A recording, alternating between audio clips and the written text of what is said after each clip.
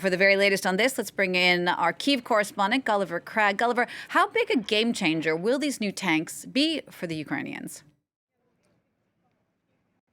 Well, I think everyone in Ukraine now hesitates to describe any piece of equipment as a game changer. Also, we don't know how many of these Abrams tanks are already in Ukraine, but the total number promised by the US is only 31, so it's not a huge number. They are, I believe, the heaviest advanced battle tanks in the world. The Ukrainians have said that they are going to be using them and deploying them very carefully, so they don't just get destroyed, and only using them in very carefully planned operations where they say that a breakthrough, where they feel sure that a breakthrough is a very realistic possibility. So that means we might not see them being deployed immediately. At the moment, of course, the Ukrainian armed forces, particularly the foreign-trained 47th Brigade, are trying to make a breakthrough in the southern Zaporizhia region. And there have been reports in recent days that they have broken through the third line of Russian defences. They're trying to widen that breach now. Maybe that's where they think that the Abrams tanks will have a role. But really, Ukraine appreciates any more material that it's getting from its Western allies,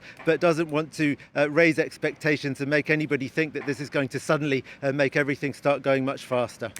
Indeed, especially as Russia is continuing its attacks on Ukraine, particularly its ports. Yeah, so there are attacks, long-range attacks that Russia is making overnight, most nights, some of which probably are attempting to target military infrastructure. Many of them, though, are clearly attacking the civilian infrastructure of Ukraine's ports in the Odessa region, which Ukraine assesses as a deliberate Russian attempt to prevent Ukraine from exporting its grain.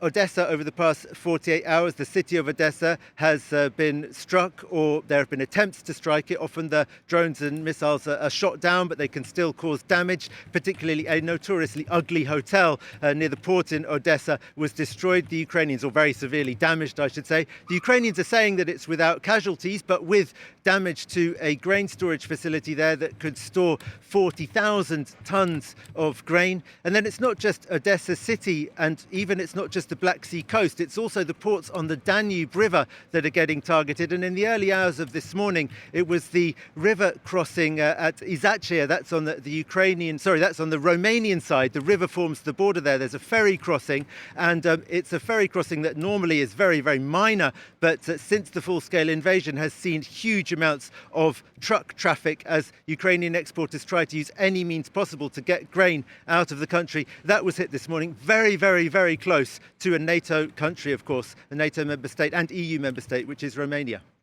Gulliver, thank you for that. France 24's Gulliver Cragg.